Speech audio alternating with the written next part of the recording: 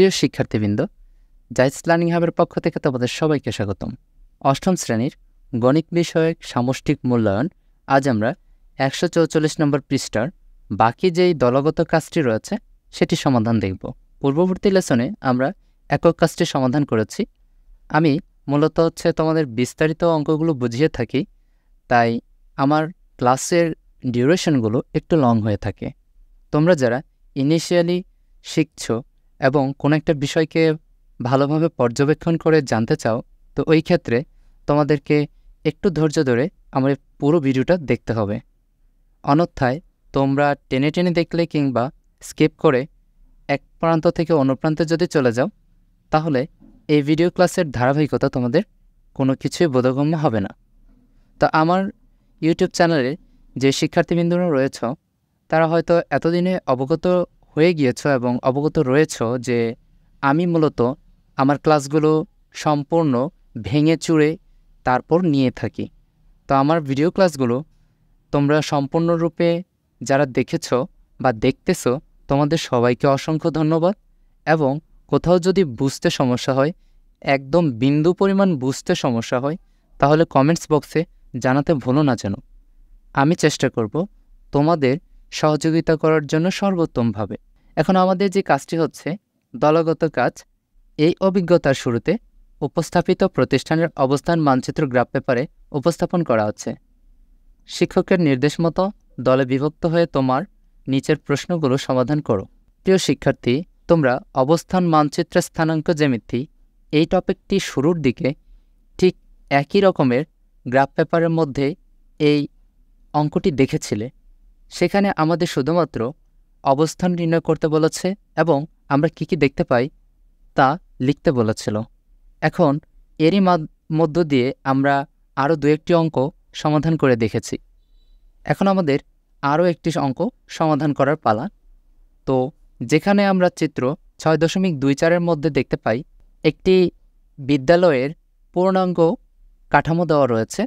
এখানে হাতের বাম দিক থেকে ডানের দিকে মুভ করলে দেখতে পাচ্ছি সীমানা দেওয়াল রয়েছে, এরপর মেইন গেট রয়েছে, এরপর শেষে রয়েছে হাতের ডান দিক থেকে উপরের দিকে পিছনের গেট, যেটাকে আর দ্বারা প্রকাশ করেছে, এবং বিভিন্ন অ্যালফাবেটিক্যাল চিহ্ন দ্বারা বিভিন্ন স্থাপনাকে তারা বুঝিয়েছে।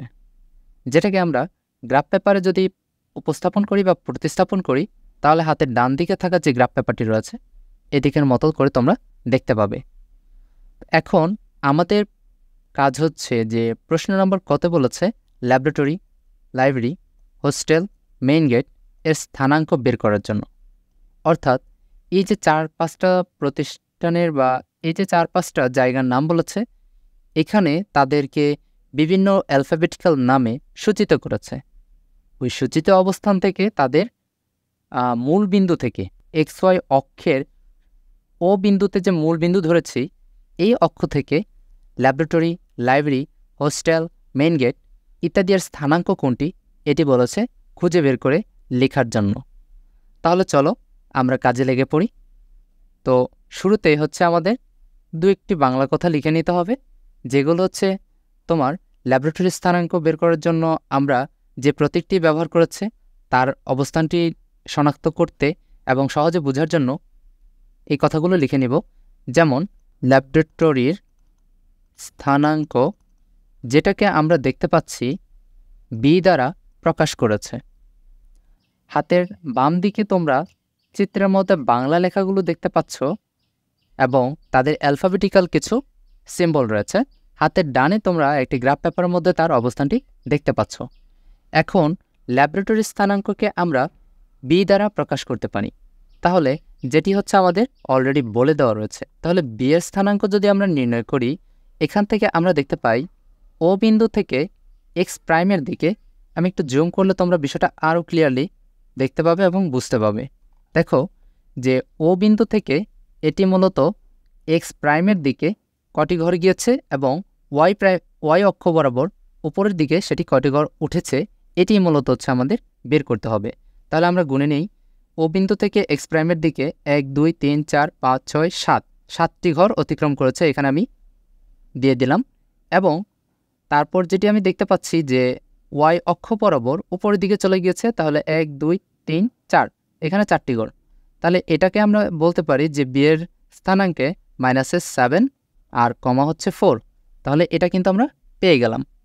তারপর লাইব্রেরির যে স্থানাঙ্কটা রয়েছে এটাকে এল দ্বারা প্রকাশ করেছে। আমি মূলত তোমাদের সম্পূর্ণটি গ্রাফ পেপার থেকে বুঝিয়ে দিব, তারপর বাংলা লেখাটুকু লিখে নিব।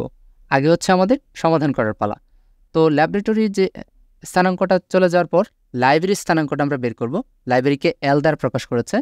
এক্স অক্ষ বরাবর ধনাত্মক দিকে মাত্র হচ্ছে একটি ঘর অতিক্রম করেছে এবং ওয়াই অক্ষ বরাবর ধনাত্মক দিকে 1 2 3 4 5টি ঘর অতিক্রম করেছে। তাহলে এখানে আমরা লিখতে পারি 1,5, অর্থাৎ এল এর স্থানাঙ্ক রয়েছে 1,5-এ। এরপর আমরা হোস্টেলের যে স্থানাঙ্ক রয়েছে এটাকে বের করব। হোস্টেলের স্থানাঙ্ককে এইচ দ্বারা প্রকাশ করেছে, যেটা তোমরা হাতের বাম দিক থেকে উপরে দেখতে পাচ্ছ। তাহলে এটি এক্স প্রাইম বরাবর রয়েছে এবং ওয়াই অক্ষ বরাবর রয়েছে ধনাত্মক দিকে। তাহলে গুণে দেখি 1 2 3 4 5, 5টি ঘর রয়েছে এক্স প্রাইমের দিকে, আর ওয়াই অক্ষ বরাবর 1 2 3 4 5 6 7। তাহলে এখানে লিখতে পারি -5,7। এটি আশা করি বুঝতে পেরেছ। আর এরপর জানতে চাইছে মেইন গেটের স্থানাঙ্ক কত। তাহলে আমরা মেইন গেটের স্থানাঙ্কের জন্য নিচের দিকে তাকাতে পারি, যাকে হচ্ছে মূলত এম দ্বারা প্রকাশ করেছে। তাহলে এক্স অক্ষ বরাবর সেটি ঘর অতিক্রম করলো আমরা দেখে নিই। 2 3 4 5 6 7 8, এখানে 8টি ঘর অতিক্রম করেছে। আর নিচের দিকে হচ্ছে ওয়াই প্রাইম অক্ষ বরাবর 1 2 3 4 5 6, 6টি ঘর। তাহলে 8, -6। আশা করি এতটুকু বুঝতে পেরেছ যে তারা কোন কোন স্থানাঙ্কে এখানে অবস্থান করতেছে। এখন আমাদের যেটি করতে হবে যে বাংলা কথাগুলো লিখে নিতে হবে। তো আমরা ল্যাবরেটরি স্থানাঙ্ক বি এর জন্য পেয়েছিলাম -7,4, এটি পেয়েছিলাম। তারপর হচ্ছে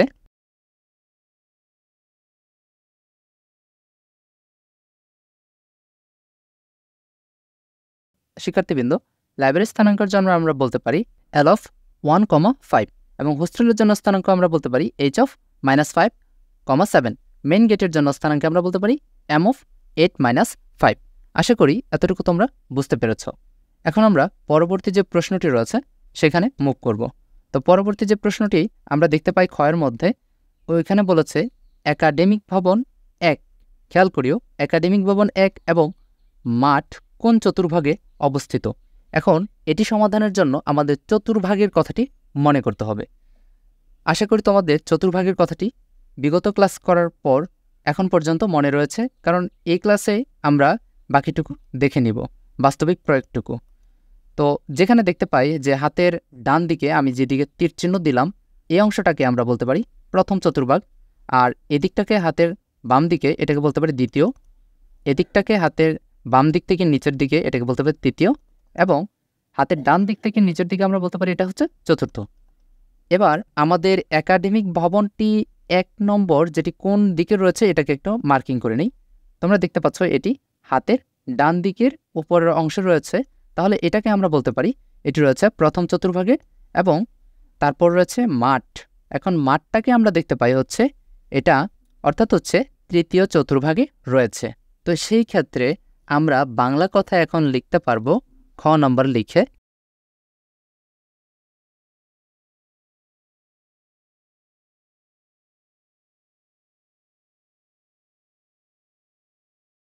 এখন আমরা ক্ষয়ের জন্য উত্তরে যেটা বলতে পারি বাংলা কথাটি এভাবে লিখবা, একাডেমিক ভবন 1 প্রথম চতুর্ভাগে রয়েছে আর মাঠ তৃতীয় চতুর্ভাগে রয়েছে। জাস্ট এইটুকু লিখলেই তোমাদের এই প্রশ্নটি এখানে সমাধান হয়ে যাবে। এখন আমরা গ নম্বর যে প্রশ্নটি রয়েছে তার সমাধান দেখব, যেখানে বলেছে হোস্টেল এবং শহীদ মিনারের অবস্থান দিয়ে গমনকারী সরল রেখার ঢাল কত। শিক্ষার্থী, তোমরা যদি খেয়াল করো এখানে দেখতে পাবা যে হাতের বাম দিকের যে চিত্রটি রয়েছে এই চিত্র দিকে আমরা শহীদ মিনারটিকে দেখতে পাই মাঝখান বরাবর রয়েছে, কিন্তু হাতের ডানে যেই গ্রাফ পেপারটি দেখতে পাই শহীদ মিনারকে অ্যাশ দ্বারা প্রকাশ করেছে, আর যেটি এক্স এবং ওয়াই এর ধনাত্মক দিক বরাবর রয়েছে। তো সেই ক্ষেত্রে আমরা এখানে একটি বিন্দু দেখতে পাচ্ছি যেটি এস দিয়ে প্রকাশ করা রয়েছে, এবং শহীদ মিনারের পর হোস্টেলের কথাটি যদি বলি, হোস্টেলটি রয়েছে হাতের বাম দিকের উপরের দিকে, অর্থাৎ হচ্ছে এক্স প্রাইম ওয়াই ধনাত্মকের মানের দিকে রয়েছে। এখন এই উপরের দিক থেকে নিচের দিক বরাবর যদি একটি সরল রেখা অঙ্কিত হয় তাহলে সেখানে সরলরেখার ঢাল কত এটি আমাদেরকে নির্ণয় করতে হবে। তো আমি যখন হাত দিয়ে করেছি একটু আঁকাবাঁকা হয়েছে, তোমরা স্কেল দিয়ে এটাকে ফিক্সড করে নেবে। তাহলে চলো এই সমাধানটি কিভাবে নির্ণয় করা যায় দেখে নেওয়া যাক। প্রিয় শিক্ষার্থী, এখন গ নম্বরের সমাধানে আমরা এই কথাগুলো লিখে নিব যেগুলো হচ্ছে আমি পূর্বেই লিখে নিয়েছি তোমাদের অঙ্কটি বোঝানোর সুবিধার্থে। তো হোস্টেলের স্থানাঙ্ক আমরা যদি গ্রাফ পেপারে গণনা করে নিই তাহলে এইচ স্থানাঙ্কের মানটি পাবো হচ্ছে -5 এবং হচ্ছে +7। শহীদ মিনারের স্থানাঙ্ক S(3,2) এটি আমরা পেয়ে যাব। এখন হোস্টেল এবং শহীদ মিনার দিয়ে গমনকারী সরলরেখার ঢাল এই হিসাবে আমরা বলতে পারি, এখানে তোমার বোঝার সুবিধার্থে আমি সূত্রটি দেখে দিচ্ছি। y2 মাইনাস হচ্ছে y1 এবং x2 মাইনাস হচ্ছে x1, এটা ইকুয়াল করলে আমরা আমাদের যে কাঙ্ক্ষিত স্থানাঙ্কে মানগুলো দেখতে পেতাম সেগুলোকে এখানে কিন্তু বসিয়ে দিতে পারি, যেখানে y2 এর মান রয়েছে 2 মাইনাস যেটি সূত্রের এবং প্লাসের 7 এবং মাইনাসকে যদি আমরা গুণ করি তাহলে সেটি -7 এ রূপান্তরিত হবে। আর x2তে আমরা মান দেখতে পাই হচ্ছে 3 যেখানে রয়েছে, তারপর মাইনাস হচ্ছে সূত্রের, আর আমাদের x1 এর মান রয়েছে -5। তো মাইনাস অ্যান্ড -5 দুইটা গুণ করলে +5 এ রূপান্তরিত হবে। হাতে ডান পাশে আমি যেই মানটি দেখিয়েছি ভগ্নাংশকারে এটি মূলত হচ্ছে সরলরেখার ঢাল। আশা করি এই 3টি অঙ্ক তোমরা খুব সহজে বুঝতে পেরেছ।